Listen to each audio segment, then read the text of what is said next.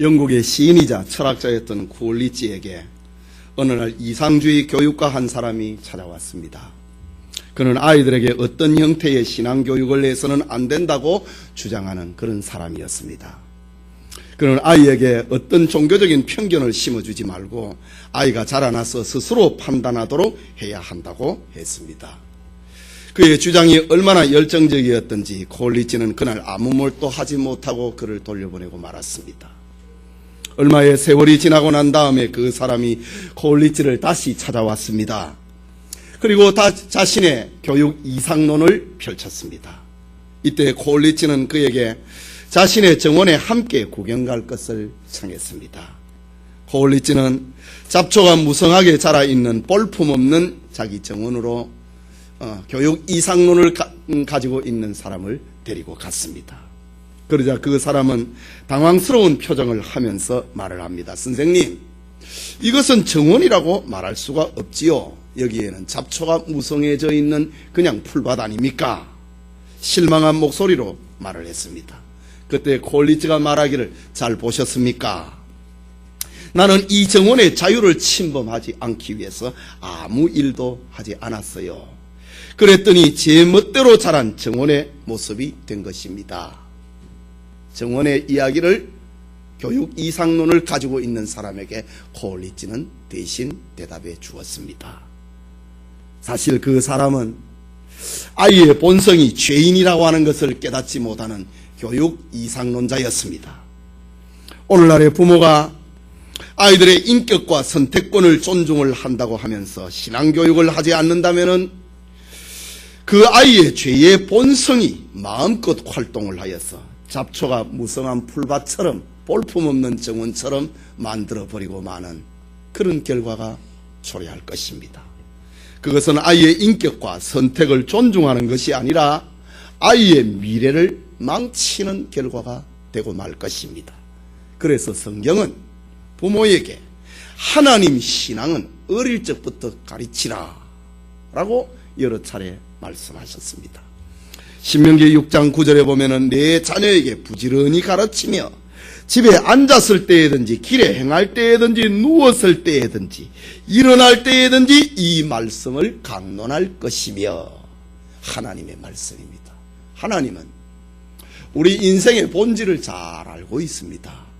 우리의 인생은 본래 죄성을 가지고 있기 때문에 가만히 놔두면은 잡초가 무성한 풀밭처럼 되어버리고 만다라는 겁니다.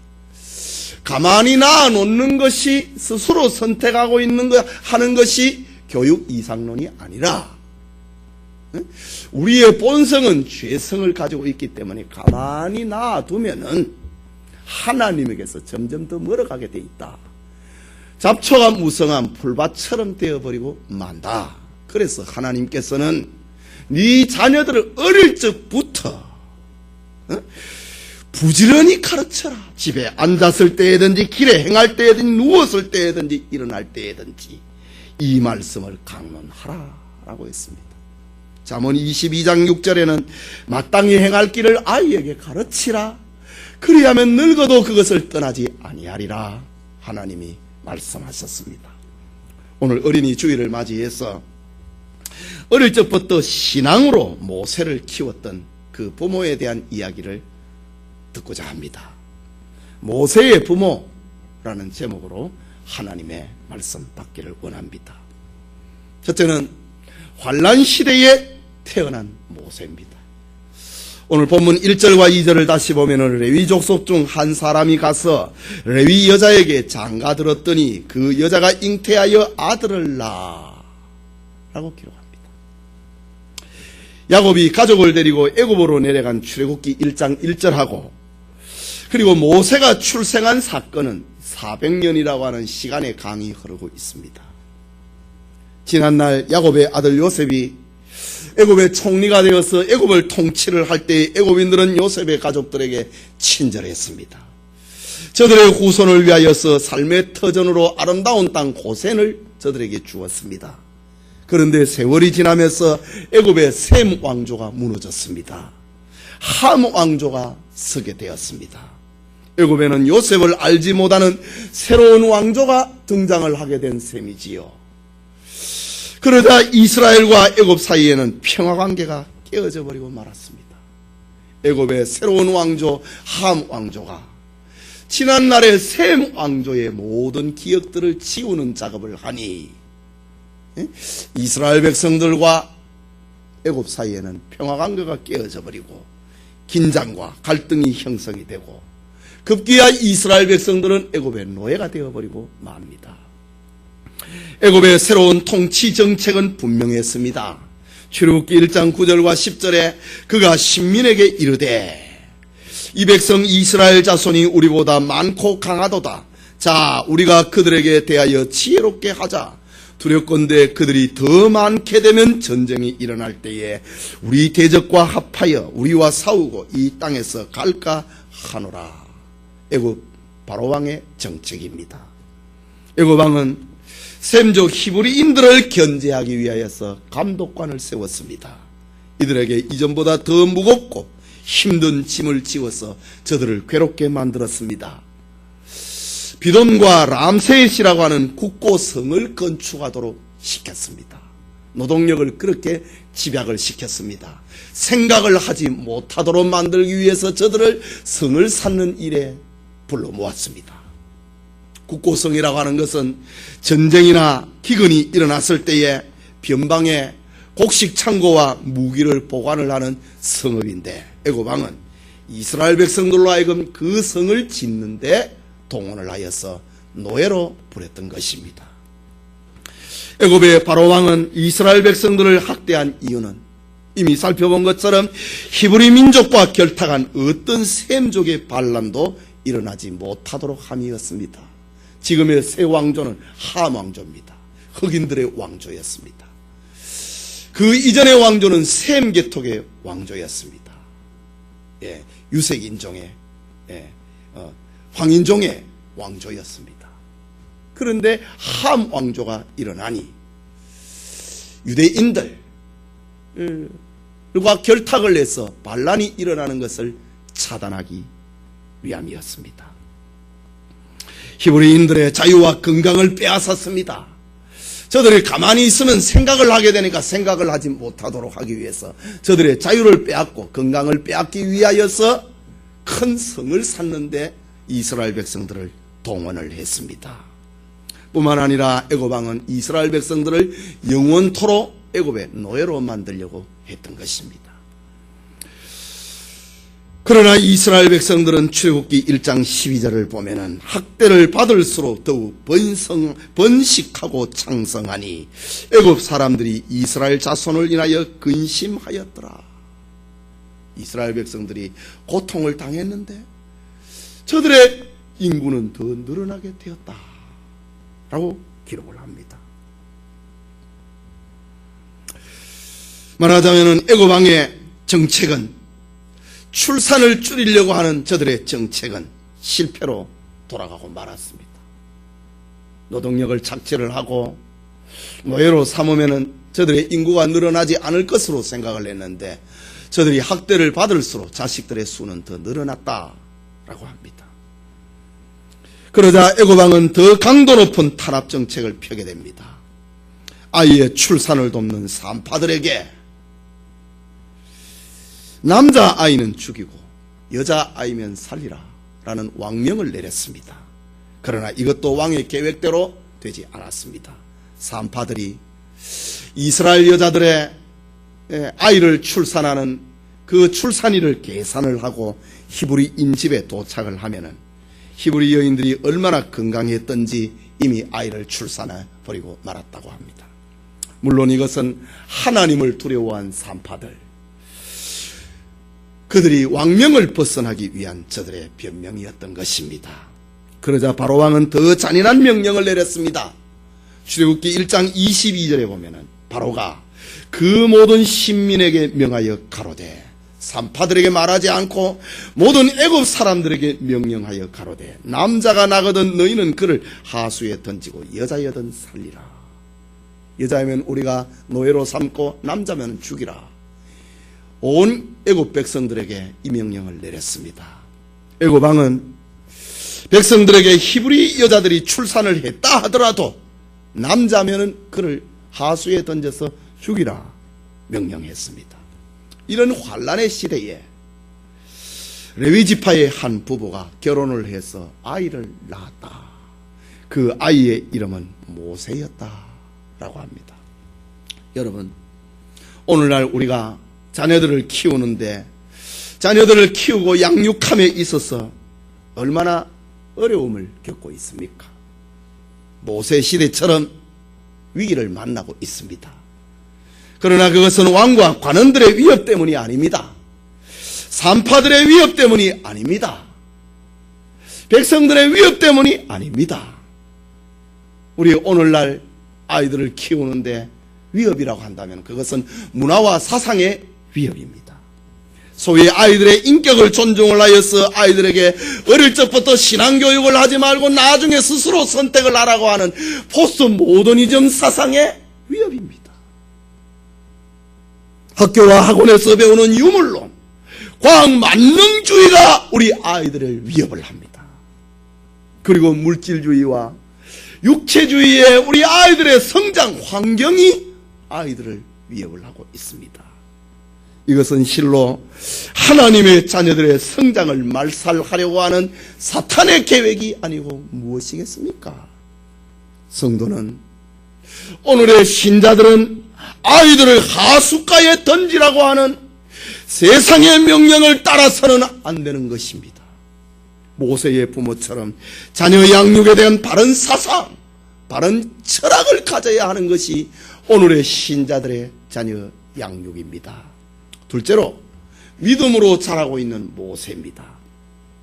본문 2절에서 4절에 보면은 아들을 낳아 그 준수함을 보고 석 달을 숨겼더니 더 숨길 수 없게 되며 그를 위하여 갈상자를 가져다가 역청과 나무 진을 칠하고 아이를 거기 담아 하숫과 갈대 사이에 두고, 또 4절에는 그 누이가 어떻게 되는 것을 알려고 멀리 섰더니 라고 기록을 합니다. 오늘 이 사건을 신약의 히브리서를 기록을 한 바울은 이렇게 말합니다. 히브리서 11장 23절에 믿음으로 모세가 났을 때에 라고 합니다. 신약 성경은 모세의 이런 행위, 레위 족속 중 한 사람이 가서 레위 여자에게 장가 들었더니 결혼한 이 행위를 신약 성경은 그걸 믿음이었다고 말합니다.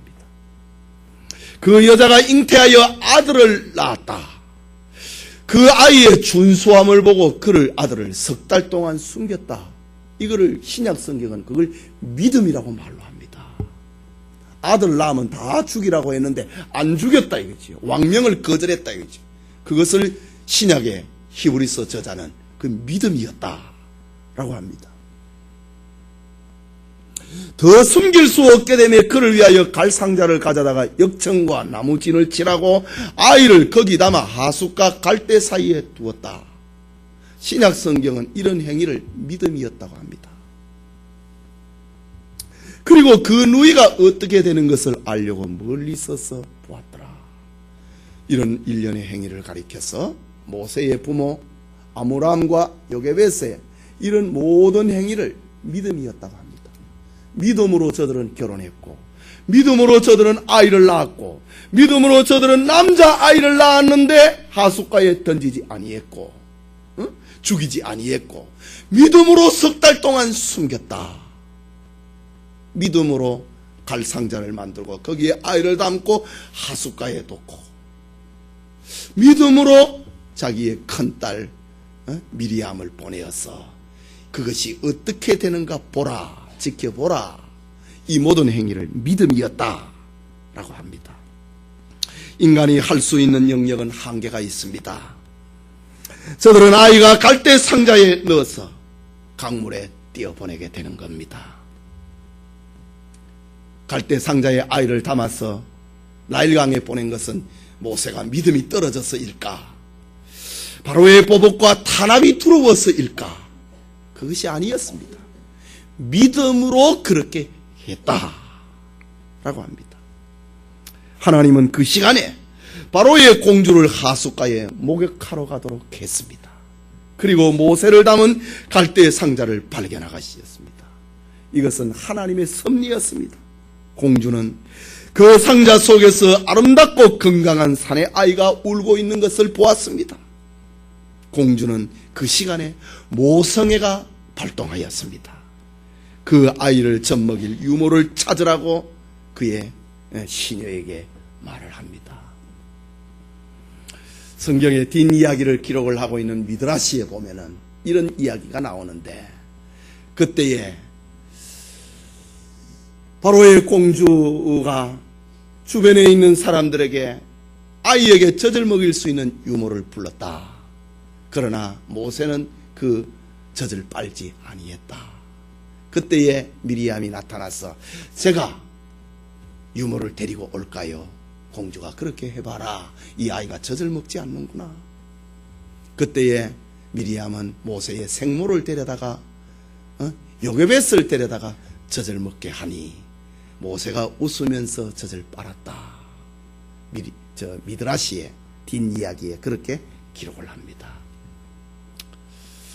모세의 생모, 모세의 어머니 요게벳은 이제 공주로부터 삭스를 받고 돈을 받고 모세에게 젖을 먹이게 됩니다.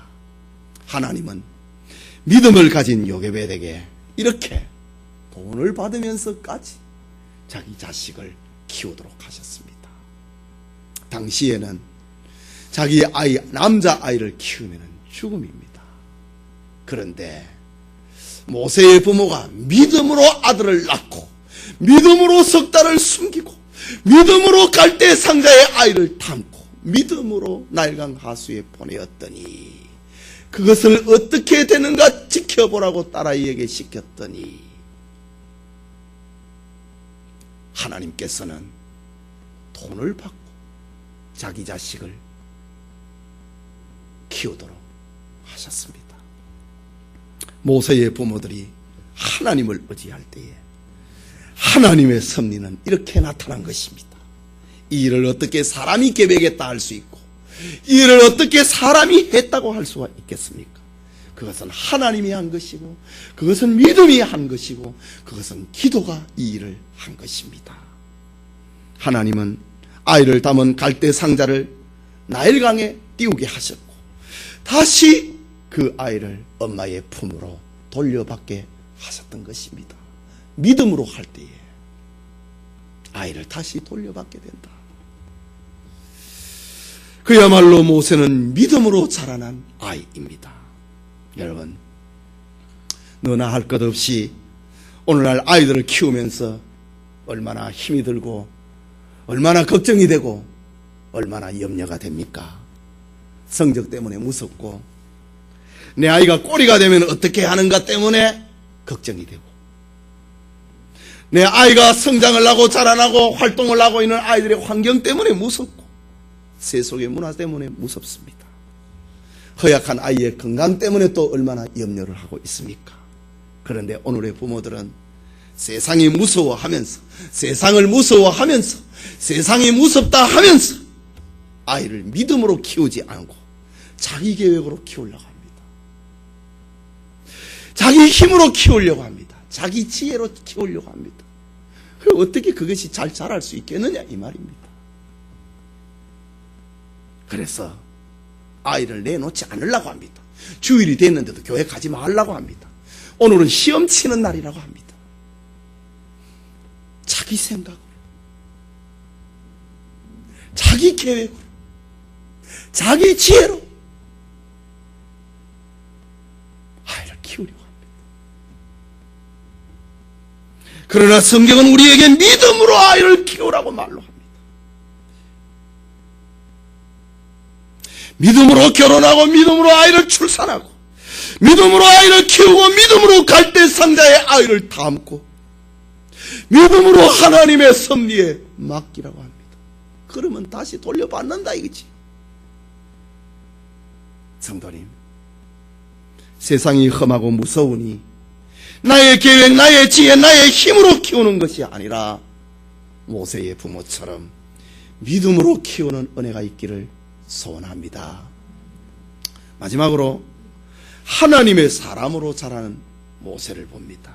2절에 그 준수함을 보고 그를 석 달을 숨겼더니 그 준수함을 보았다.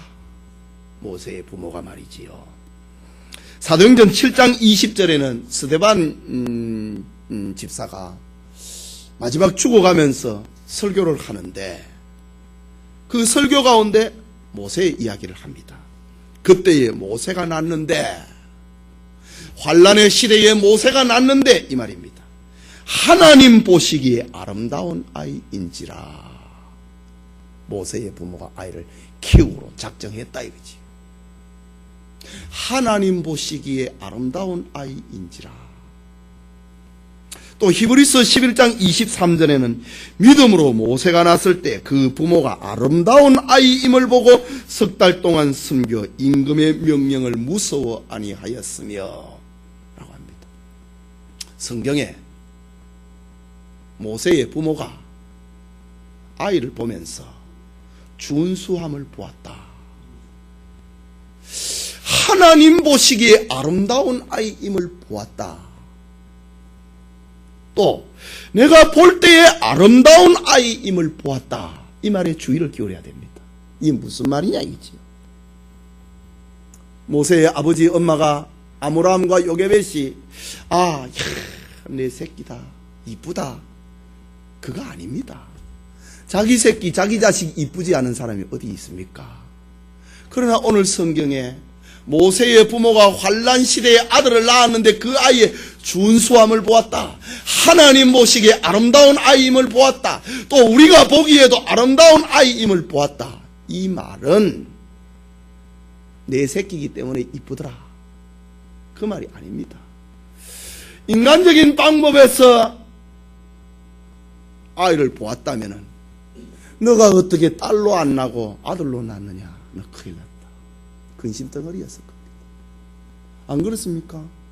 당시에 아들을 낳으면 다 죽이고 딸을 낳으면 살리라고 했으니 모세의 아버지 엄마가 아들을 낳는 것을 보고 인간적으로 봤다면 아이고 네가 어떻게 딸로 태어나지 않고 아들로 낳느냐, 너는 우리 가정의 근심덩어리다. 이렇게 되고 말 것입니다. 그런데 모세의 아버지 엄마는 아이를 보고 그 준수함을 보았다. 하나님의 보시기에 아름다운 아이임을 보았다. 우리가 보기에도 아름다운 아이임을 보았다. 이 말은 육체적으로 보고 있는 눈이 아니라 그 아이의 모습 속에서 하나님의 뜻을 보았다는 말입니다. 이 아이가 무슨 하나님의 뜻이 있는데 그 아이 속에서 이 아이는 비범한 아이다.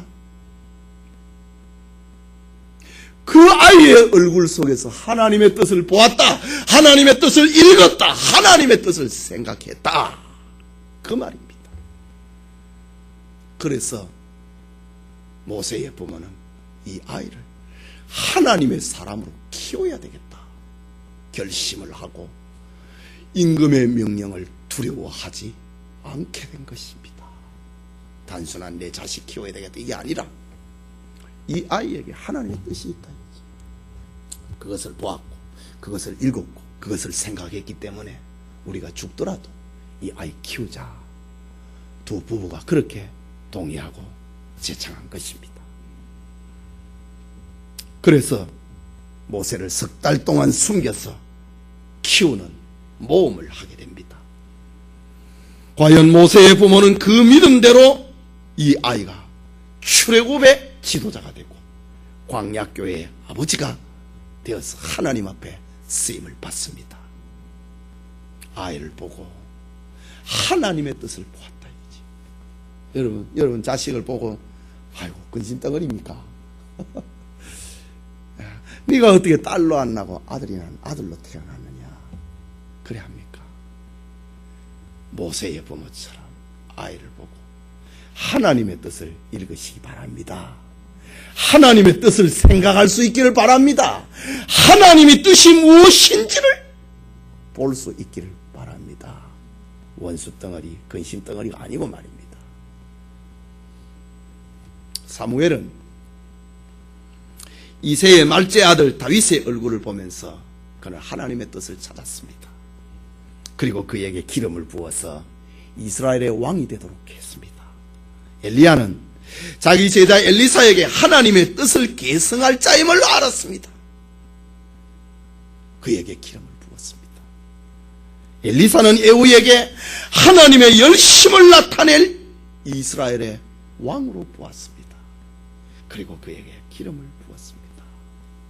여러분, 오늘 우리는 아이들을 키우면서 오늘 유아 세례를 받은 우리 시우리뿐만 아니라 우리는 우리 아이들을 키우면서 거기에서 하나님의 뜻을 찾아야 됩니다. 하나님의 뜻을 읽어야 됩니다. 하나님의 뜻을 생각해야 되는 것입니다. 그 준수함과 아름다움을 보고 하나님의 뜻과 하나님의 계획을 보고 하나님의 사람으로 키워내는 부모가 되어야 됩니다. 결코 아이를 쳐다보면서 내 욕망을 대신 채워줄 아이다, 그래야만 안 됩니다.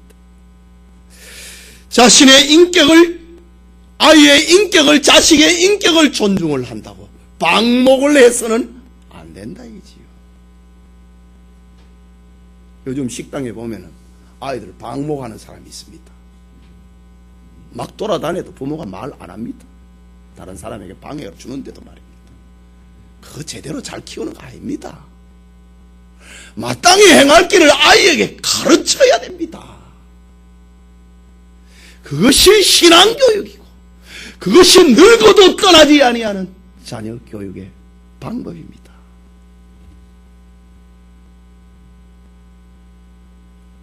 얼마 전에 제가 신문에 보니까 서울시 교육청에서 이상한 결정 하나를 했더구만요.